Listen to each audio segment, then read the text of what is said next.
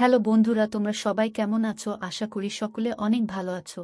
আমিও তোমাদের ভালোবাসা ও সাপোর্টে অনেক ভালো আছি। বন্ধুরা, তোমরা আমাকে যে পরিমাণে সাপোর্ট দিয়েছো, তাই আবারও তোমাদের জন্য হাতের কাজ করার নতুন আরও একটি গল্প নিয়ে হাজির হলাম। চলুন ভিডিওটি শুরু করি। আজ আমার ছেলের বিয়ে, তাই আমি খুব খুশি। সব মায়েরই স্বপ্ন থাকে তার ছেলের বিয়ে হবে, ঘরে বউ আসবে, আর ঘর খুশিতে ভরে যাবে। এই বুড়ো বয়সে আমিও আর ঘরের কাজকর্ম করতে পেরে উঠছিলাম না, তাই ছেলেকে একটা সুন্দরী মেয়ে দেখে বিয়ে দিয়ে দিলাম।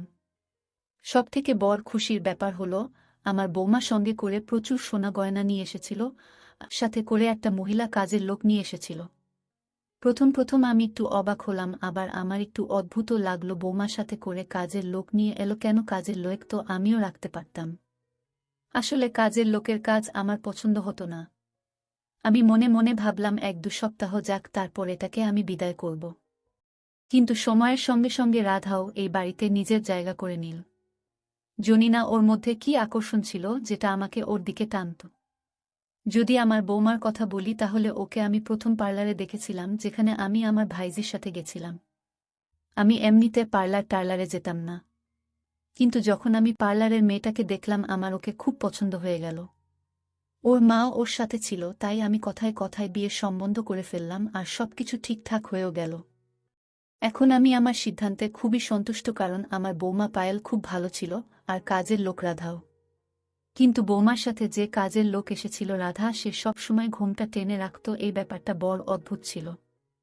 যাই হোক, আমি কিছু বলতাম না।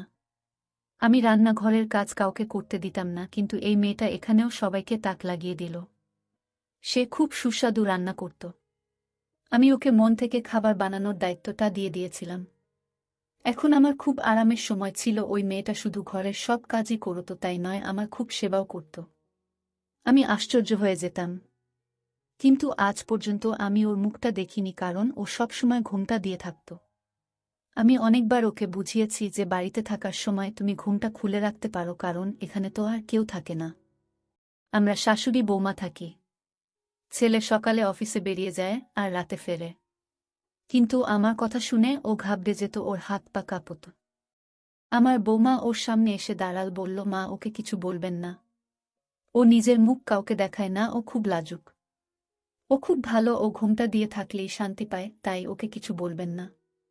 রাধা চলে গেল। আমার বৌমা তখন আমার পাশে এসে বসল আর আস্তে করে আমাকে বলল, মা, আমরা ওর মুখ দেখে কি করব, যখন ও আমাদের এত সুখ দিচ্ছে, ঘর দুয়ার আয়নার মতো চকচকে করে রেখেছে, সুস্বাদু খাবার বানাচ্ছে, আর আমি দেখেছি অনেক রাত পর্যন্ত ও আপনার পা টিপে দেয়।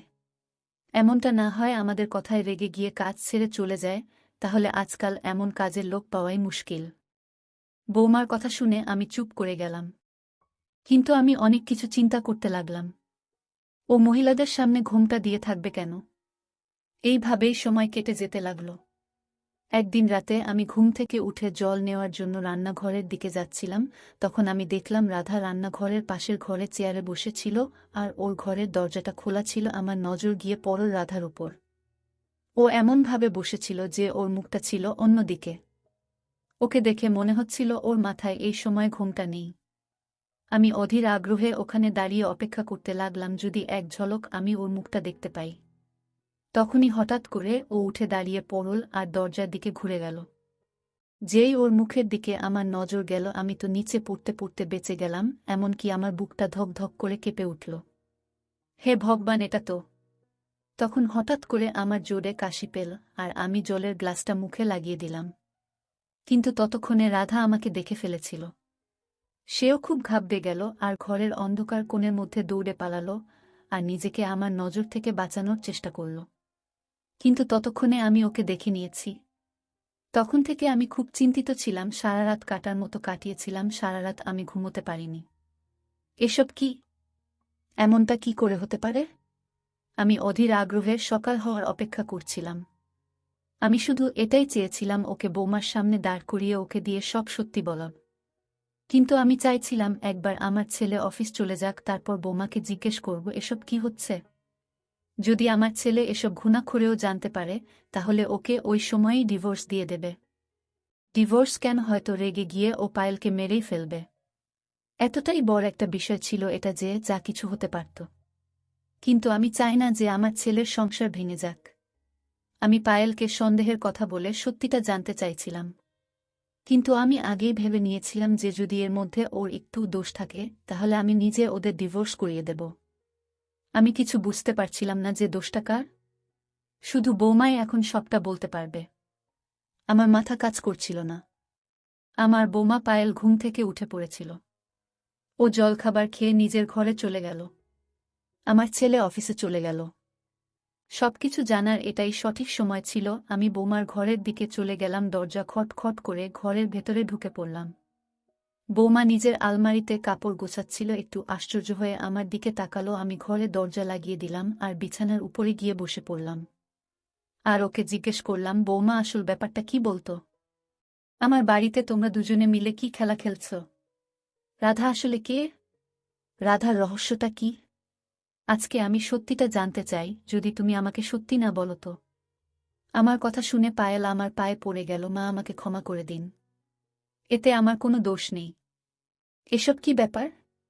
আমাকে পুরো ঘটনা বল। ও আমার কথা শুনে খুব ভয় পেয়ে গেল। মা, আমি আপনাকে সব বলছি, কিন্তু আপনি আগে প্রতিজ্ঞা করুন আপনি রবিকে এসব ব্যাপারে কিছু বলবেন না, নয়তো। দেখো বৌমা, আমাকে সব সত্যি আগে বলো। সব সত্যিই জানার পর তবেই আমি সিদ্ধান্ত নেব। আমার কথা শুনে ও চোখের জল মুছল আর আমাকে পুরো ঘটনাটা বলতে লাগলো। ও বলল, আমি খুব সচ্ছল পরিবারের মেয়ে। আমরা 3 ভাই বোন ছিলাম। বড় দিদির বিয়ে 3 বছর আগে হয়ে গেছে, তবে থেকে সে দেশের বাইরে থাকে। ওর পরে আমি আর আমার ছোট ভাই অনিল। আমি কলেজ যেতাম আর অনিল স্কুল যেত। আমরা খুব খুশি ছিলাম, কিন্তু হঠাৎই একদিন বাবার বিজনেস খারাপ হয়ে গেল। আমাদের আর্থিক অবস্থা খুব সংকটজনক হয়ে গেল। আমার কলেজ যাওয়া বন্ধ হয়ে গেল আর স্কুলের ফিস দিতে না পারার জন্য অনিলকে স্কুল থেকে বের করে দেওয়া হলো। বাবা চারিদিকে ধার দেনায় ডুবে গেছিল। কোনো আত্মীয়স্বজন আমাদের খোঁজ খবর নিত না। এটা একদম সত্যি কথা যে সবাই ততক্ষণ পর্যন্ত আপনার খোঁজ নেবে যতক্ষণ পর্যন্ত আপনার কাছে পয়সা আছে। বাবা নিজের ধার দেনা শোধ করার জন্য বাড়ি বিক্রি করে দিলেন। ধার শোধ করার পর যেটুকু পয়সা বেঁচেছিল সেই পয়সা দিয়ে একটা ছোট বাড়ি ভাড়া নিলেন আর তার 6 মাসের টাকা অ্যাডভান্স করে দিলেন। বাড়িতে 2 মাসের রেশন তুলে রাখলেন। এখন কেবলমাত্র কিছু হাজার টাকায় বেঁচেছিল, সেটা দিয়ে আর কতদিন চলত। আমার কাছে চাকরি পাওয়ার মতো কোনো ডিগ্রি ছিল না।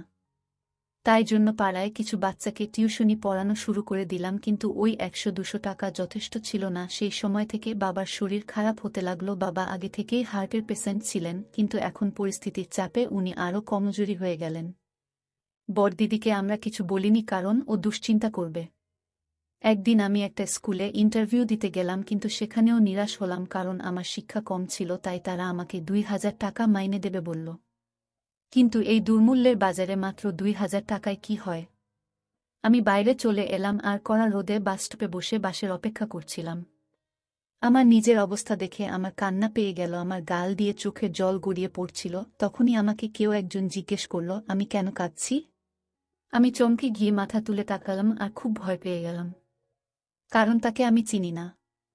উনি সবসময় আমাকে এখানে বসে থাকতে দেখতেন আর রোজ আমার দিকে তাকাতেন, কিন্তু আজকে ওনার এত সাহস দেখে আমি খুব ভয় পেয়ে গেলাম। আমি ওখান থেকে উঠে অন্য জায়গায় গিয়ে জড়সড় হয়ে বসলাম, কিন্তু উনি ওখানেও চলে এলেন আর আমাকে কাদার কারণ জিজ্ঞাসা করতে লাগলেন। আমি ওনাকে বললাম, আপনি চলে যান, আমাকে আমার মতো ছেড়ে দিন, কিন্তু উনি গেলেন না। আর আমাকে বললেন, আমি যদি চাই আপনাকে সাহায্য করতে পারি। আমি মনে মনে ভাবলাম, এ আমাকে কি সাহায্য করবে? এ তো নিজেই লোকের থেকে চেয়ে চিনতে নিজের দিন চালায়। আমি ওনাকে বললাম, আপনার কোনো সাহায্যের দরকার নেই আমার। আপনি এখান থেকে চলে যান। কিন্তু উনি কিছুতেই শুনলেন না। তাই জন্য আমাকে বাধ্য হয়ে ওনাকে বলতে হলো, আমার পারিবারিক অবস্থা ঠিক নেই আর আমি কোনো চাকরিও পাচ্ছি না। এটা শোনার পর উনি আমাকে বুদ্ধি দিলেন, তুমি কেন একটা পার্লার খুলছ না? আমি ওনার কথা শুনে হেসে দিলাম আর ওনাকে বললাম, তার জন্য তো কয়েক লক্ষ টাকা চাই। আর আমার কাছে তো এতটুকু পয়সাও নেই যেটা দিয়ে আমি একটা পার্লারের কোর্স করতে পারব। এটা শেখার জন্য তো পয়সার দরকার। আমার কথা শুনে উনি নিজের পকেট থেকে একটা কাগজ কলম বের করলেন আর কাগজে কিছু একটা লিখে দিলেন। তারপর কাগজটা আমার দিকে বাড়ি দিয়ে বললেন, এটা আমার নম্বর। তুমি এটার ব্যাপারে একটু ভেবে নাও, তারপর আমাকে ফোন করো। আমি তোমাকে পয়সা জোগাড় করে দেব। আমি কাগজটা ওনার হাত থেকে নিয়ে নিলাম আর সেখান থেকে উঠে গেলাম, কারণ তখন আমার বাস এসে গেছিল। বাড়িতে পৌঁছে আমি এসব কিছু ভুলে গেছিলাম। রাতে যখন আমি বিছানায় গিয়ে শুলাম তখন আমার সারাদিনের কথা মনে পড়ল। আমার মনে পড়ে গেল কিভাবে আমি বাস স্টপে বসে কাঁদছিলাম, আর তখনই ওই অপরিচিত লোকটা ওখানে এসে গেল। উনার কাছে এত পয়সা কী করে এলো যে আমাকে দেওয়ার জন্য প্রস্তুত হয়ে গেলেন? আর ওনার কাছে যদি এত পয়সাই থাকবে, তাহলে উনি আমাকে কেন দিতে যাবেন? আজকাল তো কেউ কাউকে ধার পর্যন্ত দেয় না। আমার তো ওনার কথায় বিশ্বাস হয়নি। কিন্তু তারপর জানি না কি মনে ভেবে আমি আমার মানিব্যাগ থেকে সে কাগজটা বের করলাম, যেটাতে ওনার নাম্বার লেখা ছিল। আর আমি ওনার নম্বর অপরিচিত ব্যক্তি নামে সেভ করে রাখলাম। তারপর ঘুমিয়ে পড়লাম। এই ঘটনাটা ঘটেছিল অনেক দিন হয়ে গেছে। বাড়িতে দুবেলা দুমুঠো খাবার জোগাড় করা মুশকিল হয়ে পড়েছে, আর আমার টিউশনিগুলো এখন আর নেই। আমি আর মা অনিলের স্কুলটা নিয়ে খুব চিন্তিত ছিলাম। অনেক মাস হয়ে গেছে ও ঘরে সবসময় উদাস হয়ে থাকে বসে বসে, নিজের স্কুল ব্যাগ খুলে নিজের বইগুলো ঘন্টার পর ঘন্টা দেখে। ওর স্কুলের খরচা প্রচুর ছিল। সেই দিন আমি আমার একটা বান্ধবীর বাড়িতে কথা বলতে গেলাম। ও যদি কাউকে বলে আমাকে একটা ভালো মাইনের স্কুলে চাকরি পাওয়াতে পারে তাহলে খুব ভালো হয়। কথাবার্তা বলে বাড়ি আসার সময় রাস্তায় আমি একটা বিউটি পার্লার দেখতে পেলাম। ওটা দেখে আমার ওই অপরিচিত ব্যক্তির কথা মনে পড়ে গেল। আমি ভেতরে গিয়ে বললাম, আমি শিখতে চাই। পার্লারের মালকিন আমাকে বলল এই কোর্সের জন্য 1 লাখ টাকা লাগবে, আর এই কোর্সটা 1 বছরের, যেটাতে উনি আমাকে সবকিছু শিখিয়ে দেবেন। এটা শুনে আমি ওখান থেকে আশাহত হয়ে চলে এলাম। আমি ওনাকে বললাম, আপনাকে আমি কিছুদিন পরে জানাবো। কিন্তু আমি 1 লাখ টাকা কোথা থেকে পাব? আমার কাছে তো 10,000 টাকাও ছিল না। আমি বাড়ি চলে এলাম। আর কিছুক্ষণ পর সেই অপরিচিত ব্যক্তিটাকে ফোন করলাম। উনি আমার ফোনটা কেটে দিলেন আর নিজেই ফোন করলেন আর জিজ্ঞেস করলেন আমি সেই মেয়েটা কিনা যে সেই দিন বাস স্টপে বসে কাঁদছিলাম। আমি আশ্চর্য হলাম। উনি আমার গলার আওয়াজ শুনে কি করে আমাকে চিনে নিলেন। কিন্তু আমি ওনাকে বেশি কিছু প্রশ্ন না করে উনাকে বললাম, হ্যাঁ, আমি সেই মেয়েটা যার সাথে আপনার সেদিন বাস স্টপে দেখা হয়েছিল। আর তাকে জিজ্ঞেস করলাম তিনি আমাকে পয়সা কোথা থেকে দেবেন। যখন তিনি নিজেই একজন গরিব মানুষ, আমার কথা শুনে তিনি হাসলেন আর বললেন, তোমার পয়সা চাই, তুমি পেয়ে যাবে, বল কত চাই। আমি বললাম, পার্লারের কোর্স করার জন্য আমার 1 লাখ টাকা চাই, আর এই টাকাটা আমি ওনাকে ফেরত দিয়ে দেব। উনি আমাকে সেই বাসস্টপে ডাকলেন। আমি যাওয়ার জন্য রেডি হয়ে গেলাম।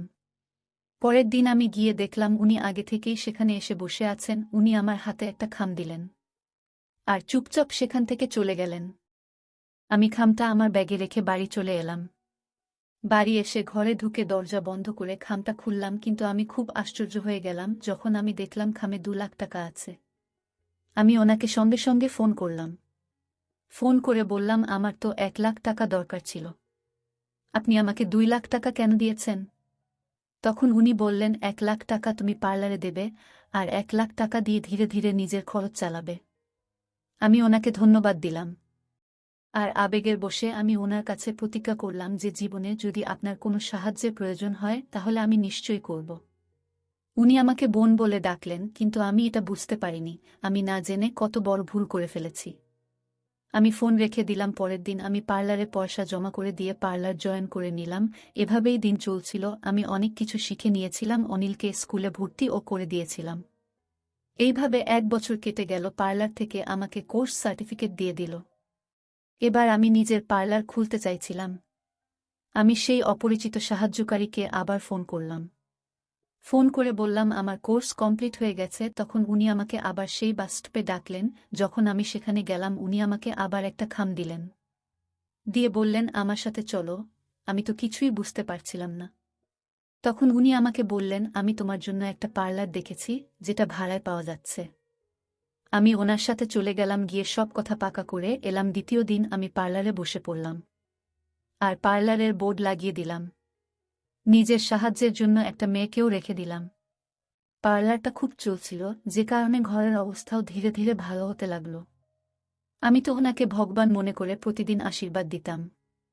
যতদিন যাচ্ছিল পার্লারে মহিলাদের ভিড় বেড়ে যাচ্ছিল। তাদের মধ্যে একজন আপনিও ছিলেন। আপনি আমাকে পছন্দ করলেন আর নিজের ঘরের বউ বানালেন বাড়িতে। আমার বিয়ের জোগাড় হচ্ছিল, তখন একদিন সেই অপরিচিত সাহায্যকারী আমার কাছে এলেন।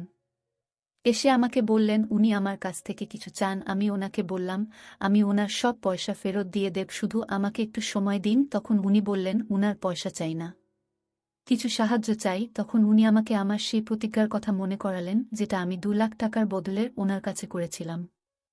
আমি তো বুঝতে পারছিলাম না উনি আমার কাছে কি চাইবেন, এটা ভেবে আমি খুব চিন্তিত হয়ে পড়লাম। কিন্তু আমি মনের জোর নিয়ে ওনাকে বললাম, বলুন আপনার কি চাই।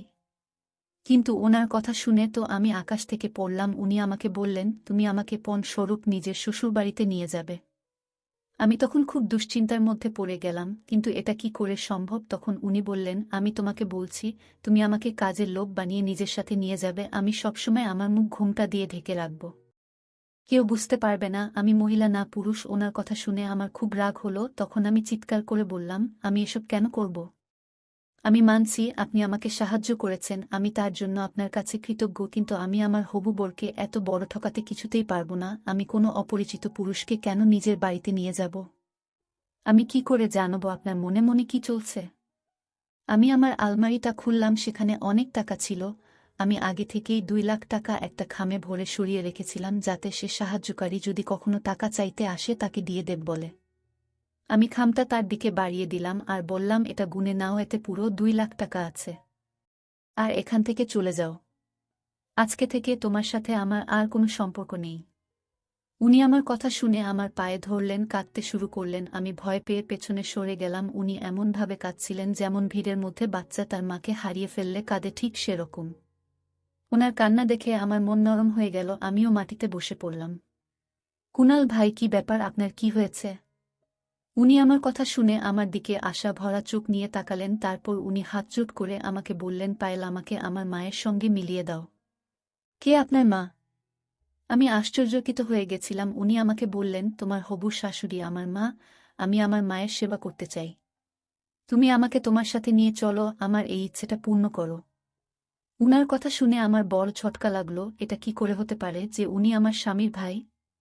যদি উনি আমার শাশুড়ির ছেলে হবেন, তাহলে উনি নিজের বাড়িতে এইভাবে চোরের মতো কেন যেতে চান। আমার মনে অনেক প্রশ্ন আসছিল। তখন উনি বললেন, আমি জানি তুমি আমার কথা শুনে চিন্তিত হয়ে পড়েছ। তুমি এটাই ভাবছ যে আমি যদি সত্যি বলি, তাহলে আমি সোজাসুজি কেন নিজের বাড়িতে চলে যাচ্ছি না।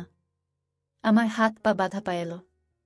উনি তখনও কাঁদছিলেন। কাঁদতে কাঁদতে নিজের জীবনের ঘটনা বলতে লাগলেন। যখন আমি জন্মেছিলাম, তখন আমার মা মোটেই খুশি হয়নি, কারণ শ্বশুরবাড়িতে মায়ের উপর অনেক অত্যাচার করা হতো। তুমি নিজেই ভাবো, একটা মেয়ে যখন বিয়ে হয়ে শ্বশুর বাড়ি যায় আর তাড়াতাড়ি গর্ভবতী হয়ে যায়, তাহলে সে কত খুশি হয়। সে ভাবে তার বাচ্চা শ্বশুরবাড়িতে তার অধিকারকে আরও মজবুত করবে।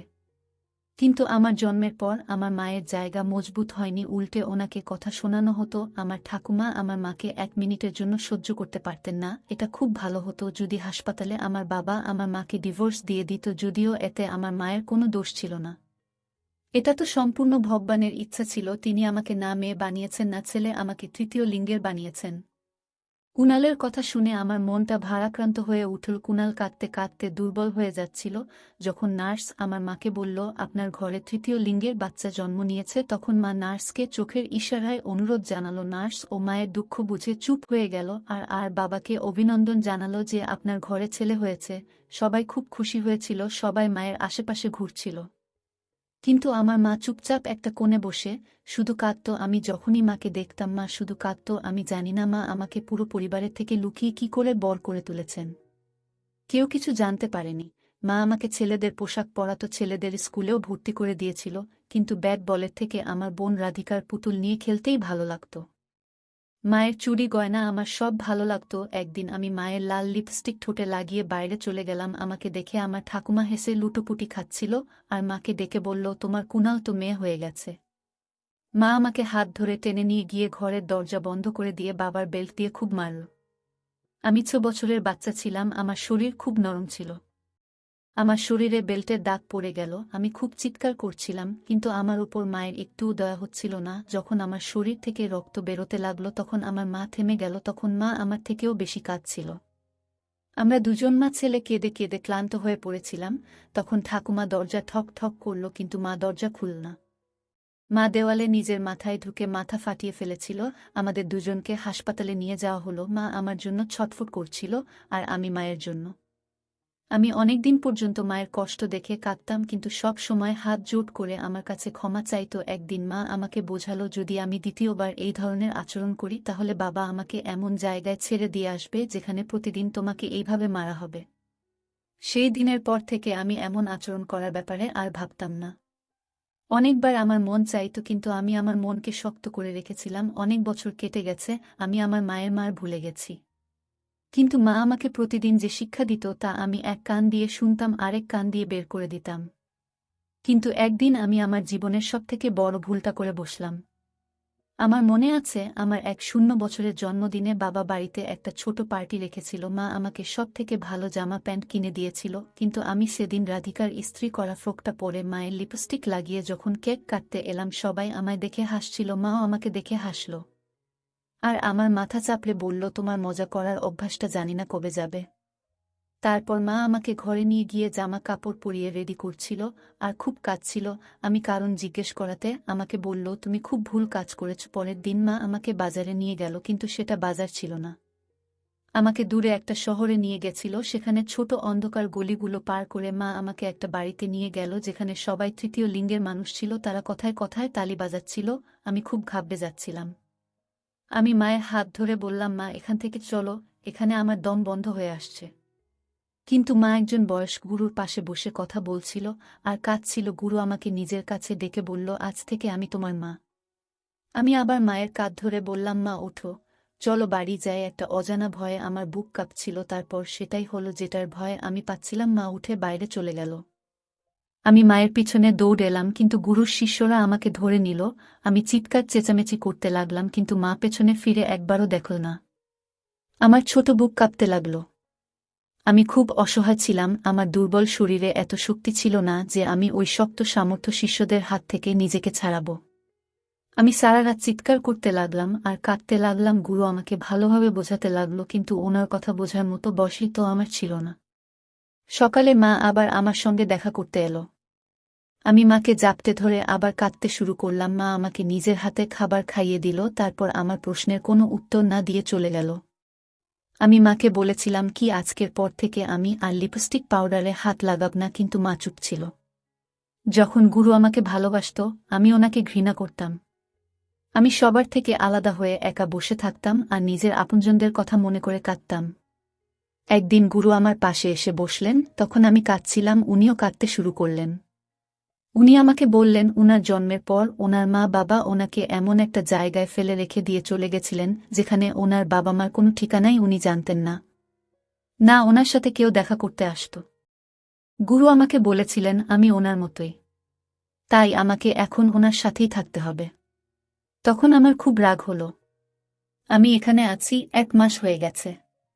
মা আমাকে বলতো সবাই আমার কথা বলে আর কাঁদে। মা সবাইকে মিথ্যে কথা বলেছিল যে আমি হারিয়ে গেছি।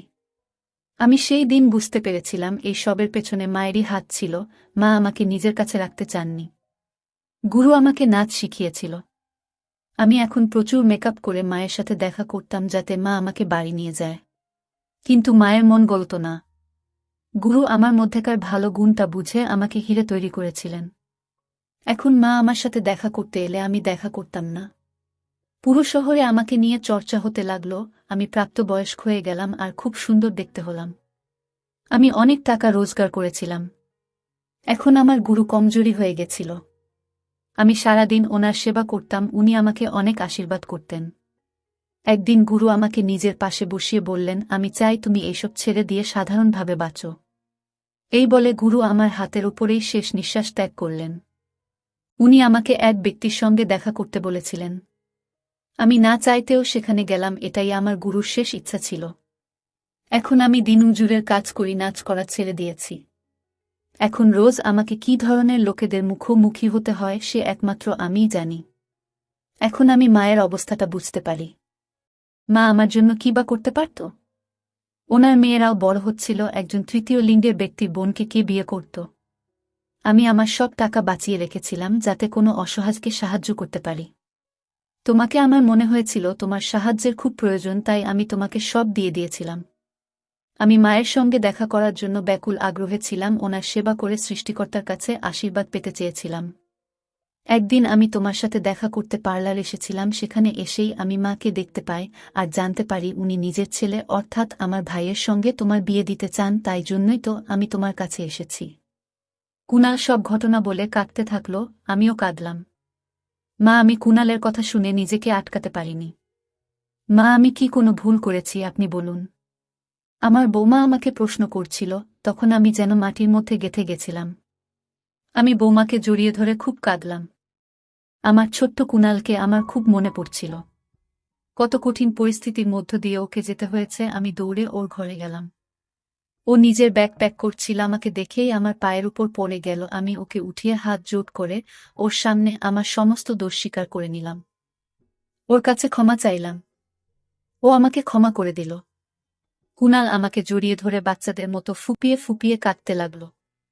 তারপর ও আমাকে ছেড়ে দিয়ে নিজের ব্যাগ নিয়ে বেরিয়ে যেতে গেল। আমি ওর হাত টেনে ধরে বললাম, বাবা তুমি আমাদের সঙ্গেই থাকো। ও ঘাবড়ে গেল আর আমাকে বলল, মা আমি তোমাদের জীবনে কোনো সমস্যা তৈরি করতে চাই না। তখন আমি বলতে লাগলাম, আমার কথাগুলো ভারী হয়ে গেল, বাবা জীবন তো আমি তোমার মুশকিল করে দিয়েছি। আমি লোকজনের ভয় পেয়েছিলাম এতটাই যে সৃষ্টিকর্তার রাগ ভুলে গেছিলাম। যখন সৃষ্টিকর্তা আমাকে বিচারের সময় জিজ্ঞেস করবে, আমি তোকে ছেলে আর মেয়ে দিলাম, তখন তুই নিজের কাছে রেখে দিলি, আর যখন আমি আমার পছন্দের বিশেষ সন্তান দিলাম তখন তুই তাকে দূরে ছুড়ে দিলি, তখন আমি সৃষ্টিকর্তাকে কি জবাব দেব? আমাকে সৃষ্টিকর্তার সামনে অপরাধী হওয়ার থেকে বাঁচাও বাবা। আমি কুণালের সামনে হাতজোট করে নিয়েছিলাম, তখন ও নিজের ব্যাগ ফেলে দিয়ে আমাকে জড়িয়ে ধরল।